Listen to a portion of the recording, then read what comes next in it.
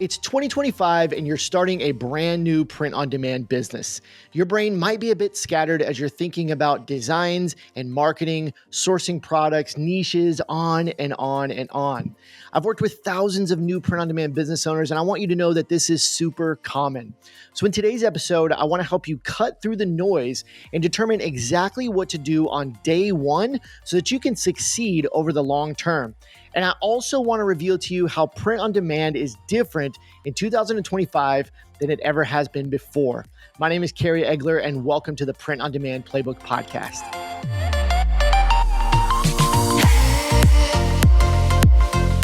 What's up, everybody? Welcome back to the POD Playbook Podcast. I'm excited about today's episode, and I want to get into it pretty quickly. So let's start off by just giving you a brief breakdown of what we're going to talk about in this episode.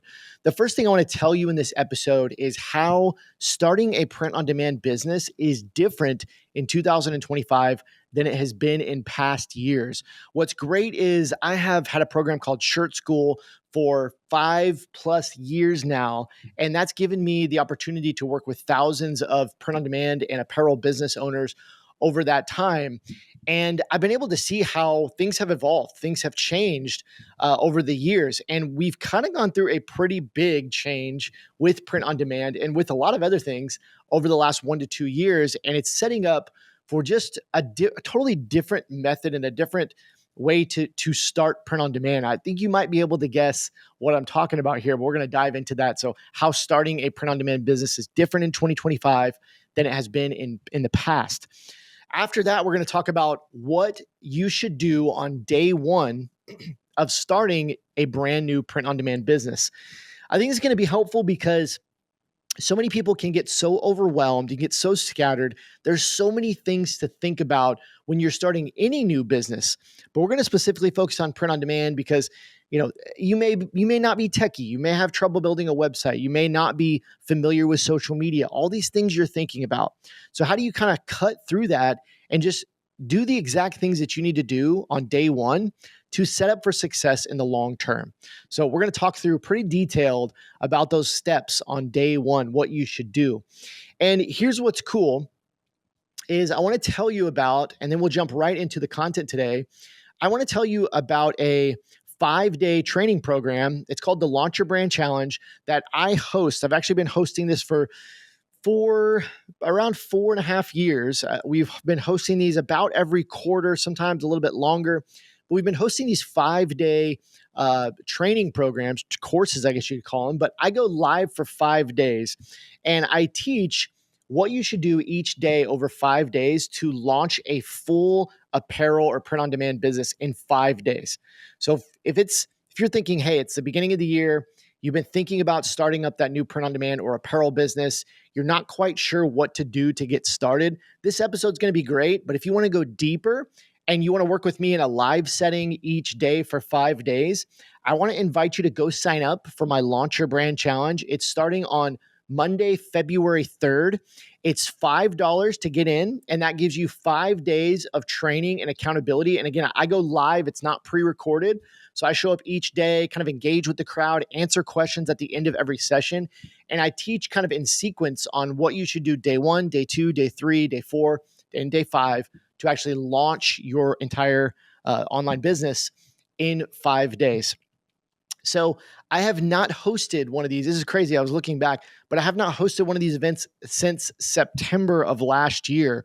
So it's actually been October, November, December, January. So it's been like 4 to 5 months since we've had one, which is quite a long time. So we've had a lot of people asking us, when's the next one? When's the next one? So we are doing this again, February 3rd, $5 for 5 days. That's $1 a day. I know if you're like me, you're spending more than that each day on snacks at the convenience store, your daily coffee. So $5 for 5 days.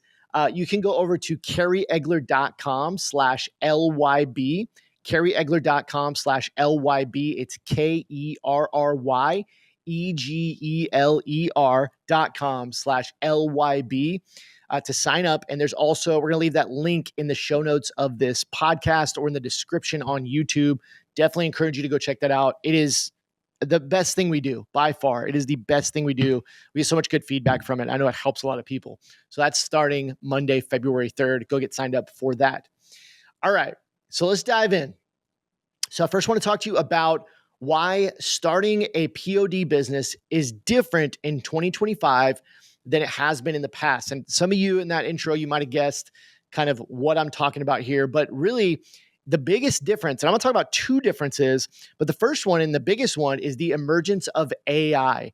AI has kind of taken over everything when it comes to internet, and it's infiltrated all different parts of the internet. Everything we're doing, there's AI. Even if you go to Google now and you just do a typical Google search, you're going to get that AI overview at the top. I just upgraded my iPhone. Now it's got Apple Intelligence. So there's lots of cool things that are happening in the phone. It's kind of just getting in all of technology. And it's really impacting my life and even my wife's life in a lot of different ways. We've been using GPT for a lot of different things that I never thought I never foresaw using it for. So with that emergence of AI over the last couple of years, naturally, it has also had a huge effect on business. And specifically, we're going to talk about how it affects print-on-demand businesses. So here's the big thing. If I was starting a print-on-demand business 2, 3, 4 years ago, and that's, I started my first print-on-demand business, I'm going on 9 years or so, 8, 9 years, somewhere in that realm. There was no AI. In fact, there was not even really great software to design online, like Canva, Kittl, like those softwares. If Canva was there, it wasn't great at that time. And so I used Photoshop and kind of figured out my way around it. I remember when Placeit launched and they just had a few mock-ups and different things. And now it's much different, right? We have so many options for software to do pretty much anything and everything. And AI can cut down on the time we're spending, and it can automate a lot of things for us and do a lot of things for us. So that's the biggest difference is if I'm starting years ago, I don't have that ability. I'm doing things manually. Today, I can use AI in so many different ways as I'm starting my business. And this is one of the reasons why we can get so much done in one day. We can do a lot on the first day of wanting to start a print-on-demand business because we are cutting down our time investment by using AI for a number of different things. So from the start, if I'm starting today versus years ago, and I'm starting a new business today, I'm using AI for my logo. I'm using AI to research my niche, to write my brand story, to come up with design slogans, to help me make and create new designs. Pretty much every part of the business, even when you go further to marketing, and I'm using AI to come up with content ideas and to write video scripts. When you go to product descriptions, I'm using AI to write the product descriptions. When you go to mock-ups, I'm using AI to create realistic mock-ups. It is made its way into pretty much everything that I do as a print-on-demand business owner.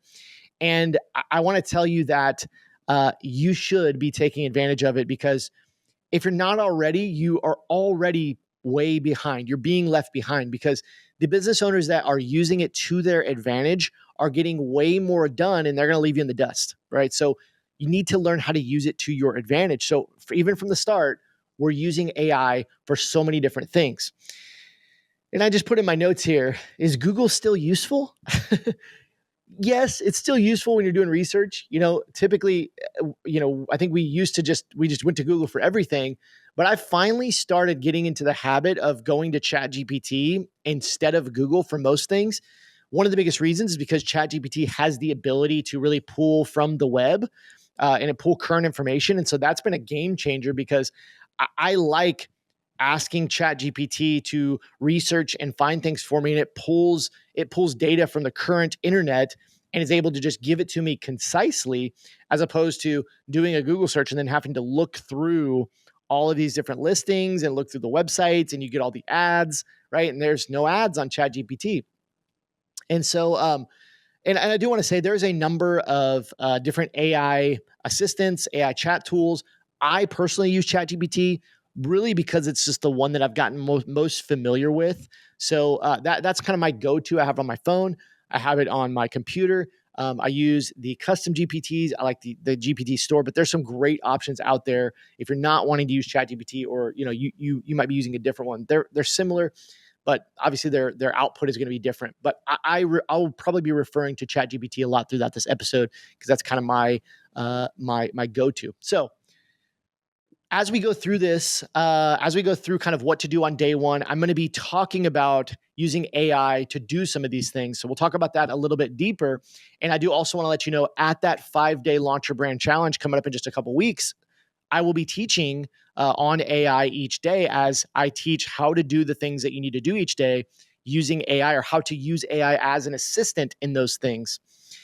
So that's kind of number one. How starting it today is different is we're using AI for almost everything in some way, right? The second way that POD, or print on demand business in the industry, is different in 2025 than it has been in the past is that print on demand companies are consolidating. You're probably familiar. We talked about it on this podcast. We put out YouTube videos, all the different things. You're probably familiar with the recent large merger of Printful and Printify. This was shocking because these are the two largest print on demand companies in the world, and they merged into one. So, but it's not only been Printful and Printify that have been merging. There has been some print on demands that have shut down. There has been some print on demands that have been bought or have changed their business model and their branding. Um, and so this is starting to happen. And I think there's a couple ways to look at it. On one way you could look at it is that maybe POD is declining a little bit. Now, when we look at the stats, when we look at the data, we see that print on demand is still growing according to all the metrics. More sellers are coming in, more investors are coming in, more products are available. Our customers are buying it like crazy. So I don't think print on demand is declining. I think it's actually getting better, but I do think the market is maturing. When you think about print on demand, this market, this whole business model of being a print on demand company, not really talking about us necessarily, but I am speaking to us a little bit, but I'm talking about a print on demand company that's actually sourcing the products, printing the products, and sending them to the end user.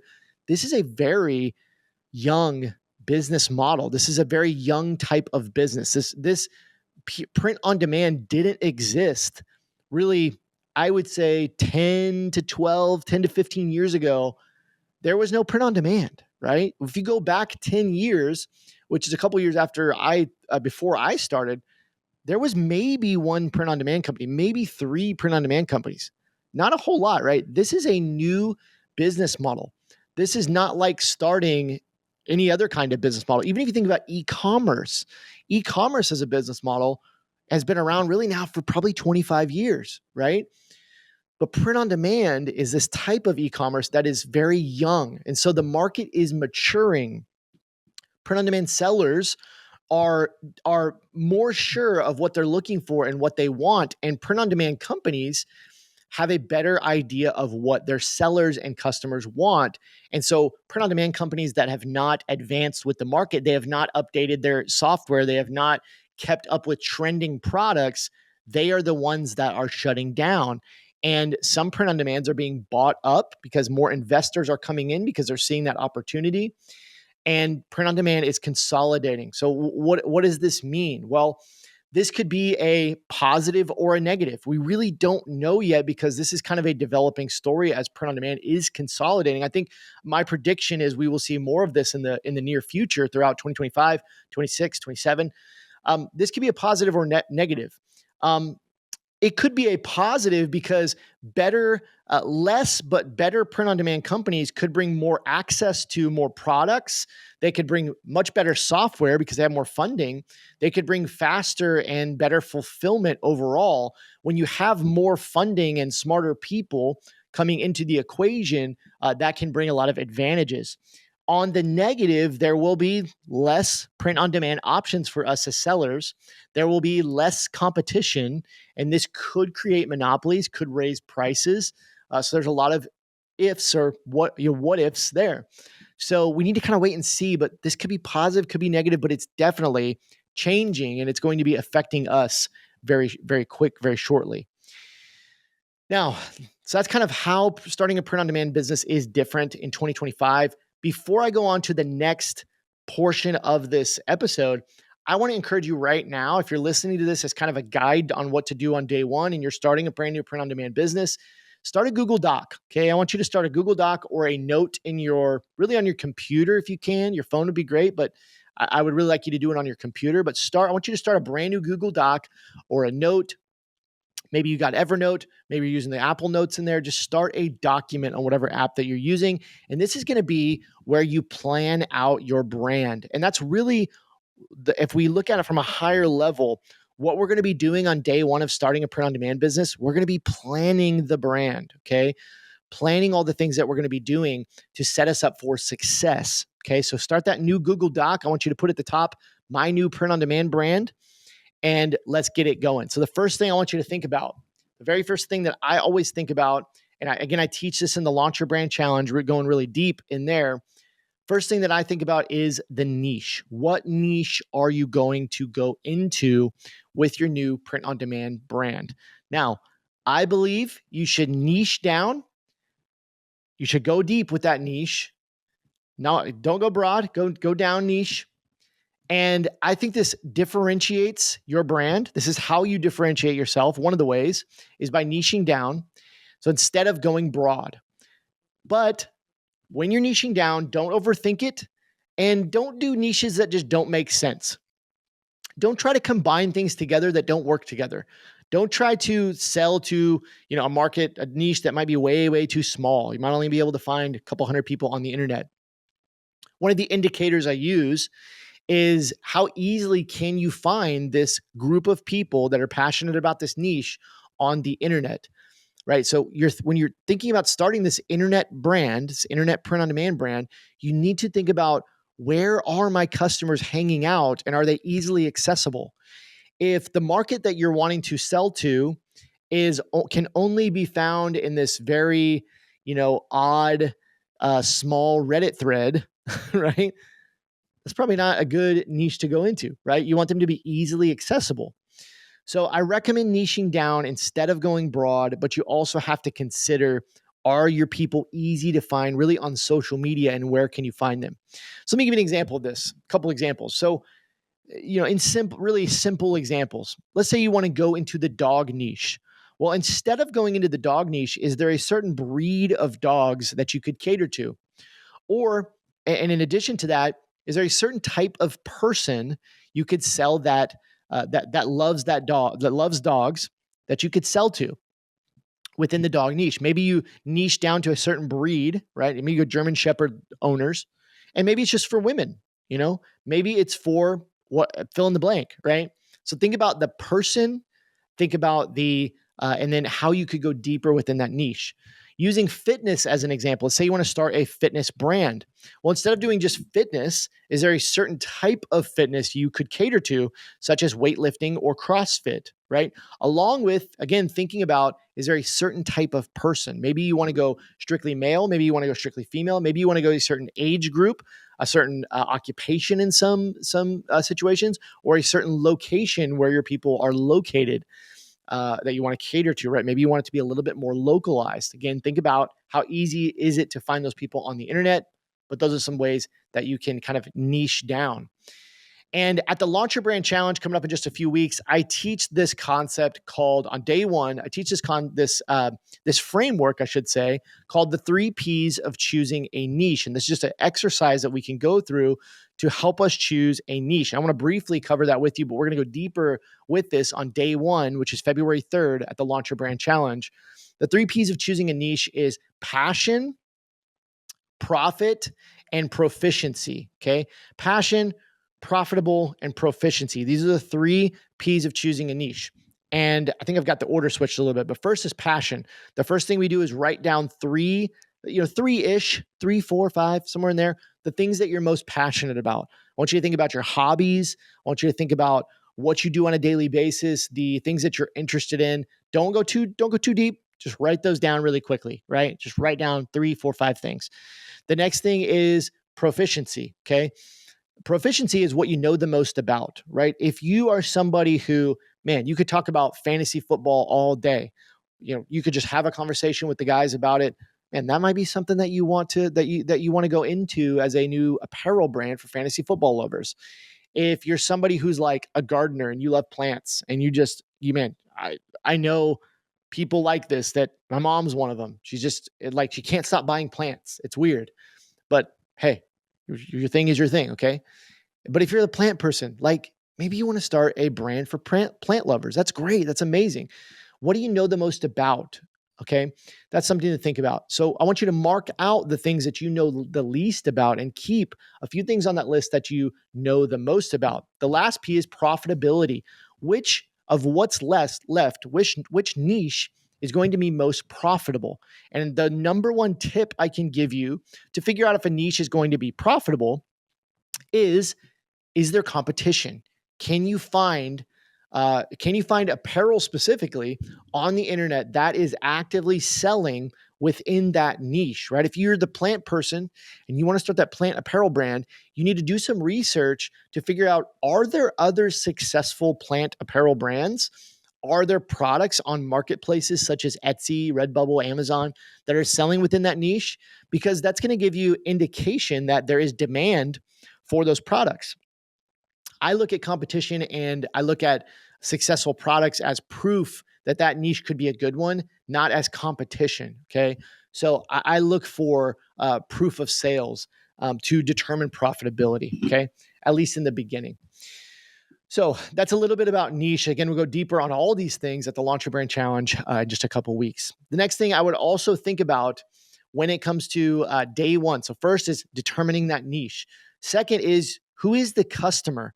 Now, I don't think you should spend like a ton of time here as you're planning on day one, but it's important to think about and to spend a little bit of time thinking through and researching who your customer will be. You want to think about things like age, gender, ethnicity, financial status. What tax bracket are they in? What's their family status? Are they married, single? Do they have kids? What ages are their kids? What is their occupation? These are all things to ponder as you define your customer. This will help you tremendously when you get to the marketing phase of your business, in future days, right? When you're ready to start marketing your products. If you know deeply who your customer is, oh my gosh, it's going to make your marketing so much easier because you can speak their language, right? You're going to be familiar with who they are. Okay. So niche, who is your customer? The next thing I want you to think about, and I combined a few things together here: name, logo, and about your brand. The next thing I do after I've selected my niche, after I've thought about who my customer is, I name the company, name the brand, create the logo, and I write a quick brand story about us, which is like 1 to 2 paragraphs. Okay. You can absolutely, again, you can use AI to help you figure out your name. Okay. So what I do is, and I've done this, I've done this so many times over the last year, the little different side hustles, different projects that I'm starting. I've used AI to help me name these things. I've also used AI in that same vein to come up with pickleball team names. I play pickleball, and there we have tournaments that you actually have a team of like 4 people, and you have to come up with a name. I've used AI every time to figure out how to name those things. So I'm using it all the time for these kind of things. But I go into ChatGPT and I tell it exactly what I need. Hey, I'm starting a new brand, apparel brand in the weightlifting niche. It's for women over 50. Okay. And I need to come up with a name. I'd like the name to be strong and bold, and those kind of things. And then tell it to give you 25 names, right? You can also ask it to research the domain name availability, make sure that the website is available. But you can use AI to help you name your brand. This is probably the easiest and quickest way to settle on a name and come up with something that you like. The next thing I do is I come up with the logo. And again, I've been using AI to help create my actual logo. And my favorite software to do this is called Ideogram, Ideogram. I've probably used this at this point for 5 to 10 logos that I'm actively using for different things that I'm doing. Apparel brands, little projects I've started with my son, different things that I've been doing. Also for products that I've released within Shirt School and different things, I've used AI for the logo.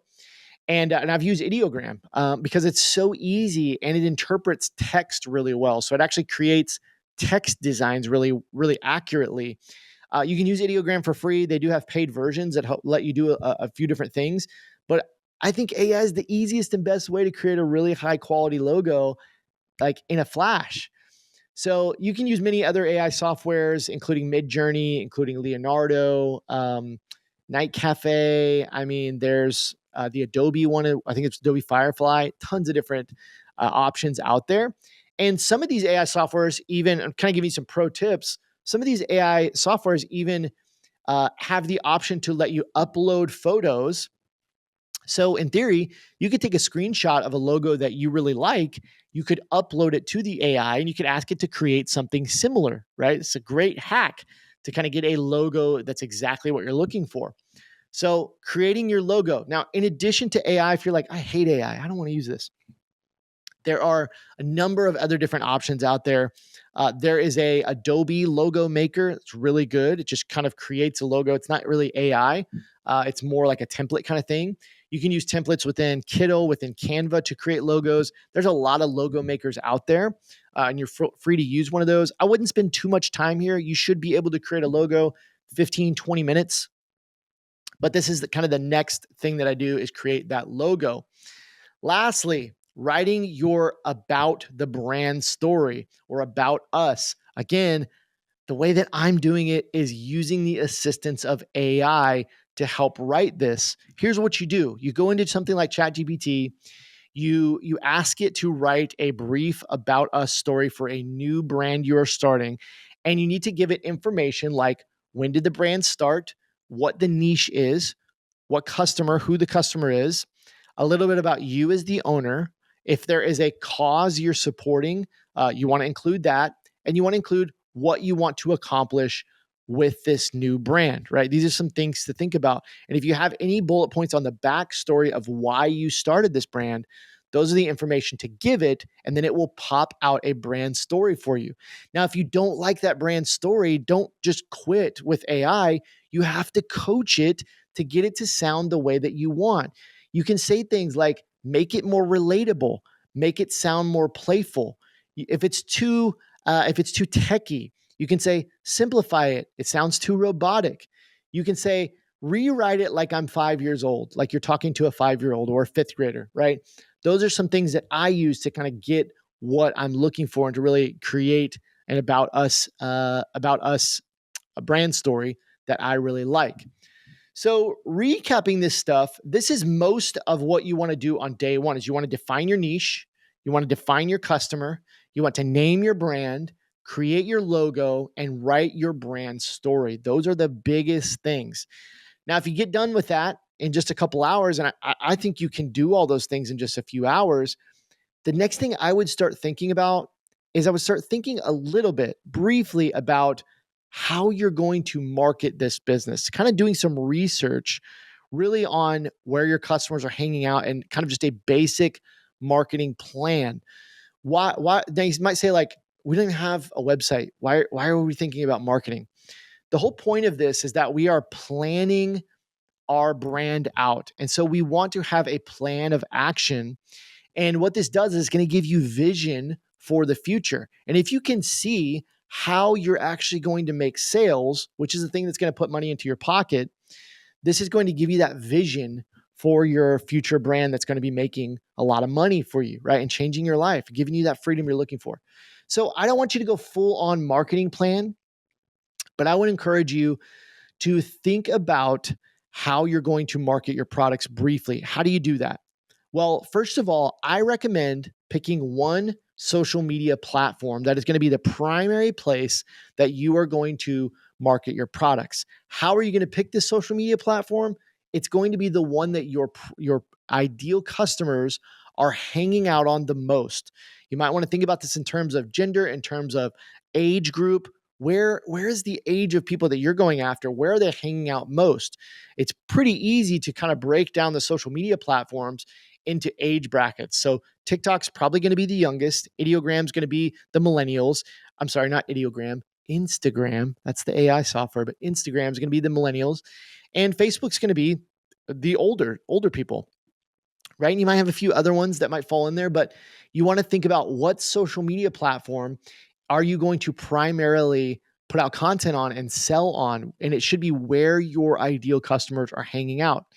In addition to that, you might want to think through kind of just a brief, rough schedule of what your weekly marketing activities are going to look like once this business is launched. So you're going to use that one social media platform. So it might sound something like this. I'm going to email to my list twice per week, once on Tuesday, once on Friday. I'm going to post on social media once per day on that one social media platform.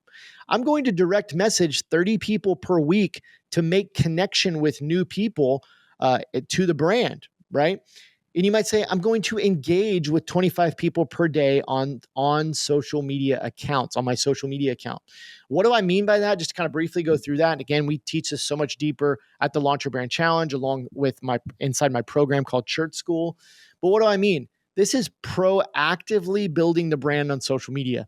This is when I say engaging with 25 people per day, you're going out and finding other accounts where your ideal customer is following that account, and you go engage with those people. This might be a follow, a like, a comment. And then in addition to that, direct messaging people and just saying, hey, I wanted to make connection with you. You look like you're somebody that would love our brand, and we just wanted to say hi, right? Making that connection with people through the brand. When we talk about social media, it's literally called social media, meaning the idea of it is to be social, to make friends. That's why it started in the first place, was to help people connect with other people. So it's not always about just going out and putting out content and hoping people come and see it. You have to be proactive to connect with other people and to engage with their content. So that's kind of just thinking through a little bit about your marketing plan and what that is going to look like. So that's what I would do on day one.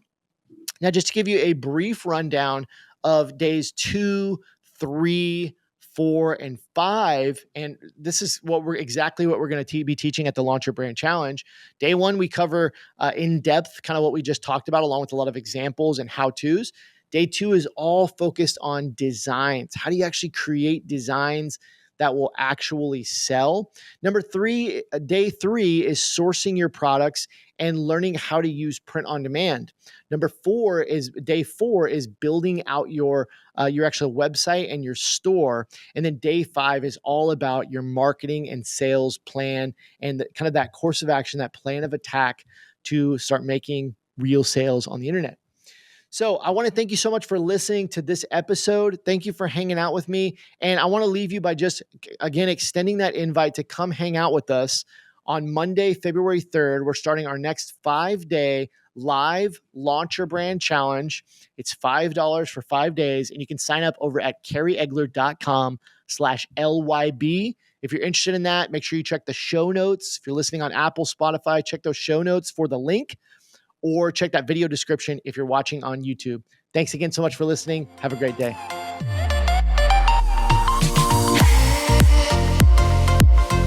Thanks again for listening to this episode of the Print on Demand Playbook Podcast. If you enjoyed it, please leave us an honest review on whichever platform you are listening from. Thank you so much and have a wonderful day.